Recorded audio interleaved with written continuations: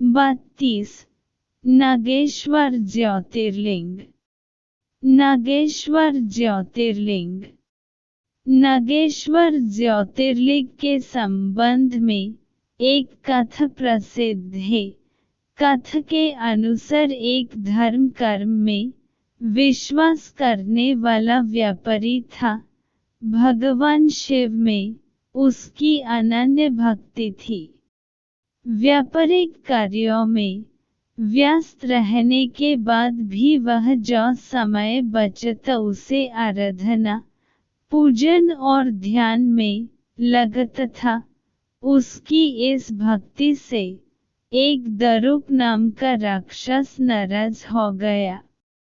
राक्षस प्रवृत्ति का होने के कारण उसे भगवान शिव जरा भी अच्छे नहीं लगते थे।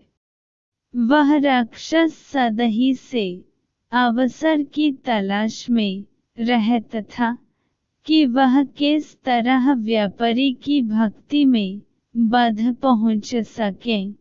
एक बार वह व्यापारी नौक से कहीं व्यापारिक कार्य से जा रहा था।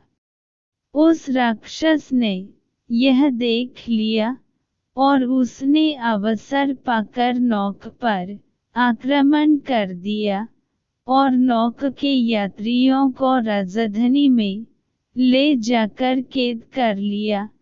कैद में भी व्यापारी नित्याक्रम से भगवान शिव की पूजा में लगा रहता था। बंदी गृह में भी व्यापारी के शिव पूजन का समाचार जब उस राक्षस तक पहुंचा तो उसे बहुत बुरा लगा। वह क्रोध भाव में व्यापारी के पास कारागार में पहुंचा। व्यापारी उस समय पूजा और ध्यान में मग्न था। राक्षस ने उस पर उसी मुद्रा में क्रोध करना प्रारंभ कर दिया। राक्षस के क्रोध का कोई प्रभाव जब व्यापारी पर नहीं हुआ तो राक्षस ने अपने अनुचरों से कहा कि वे व्यापारी को मार डालें। यह आदेश भी व्यापारी को विचलित न कर सके।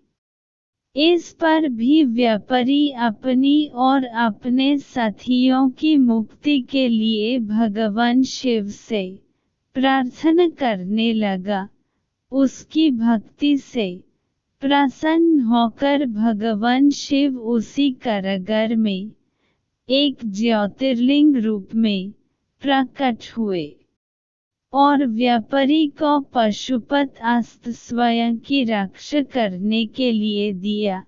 इस अस्त्र से राक्षस दारुक तथा उसके अनुचरों का वध कर दिया।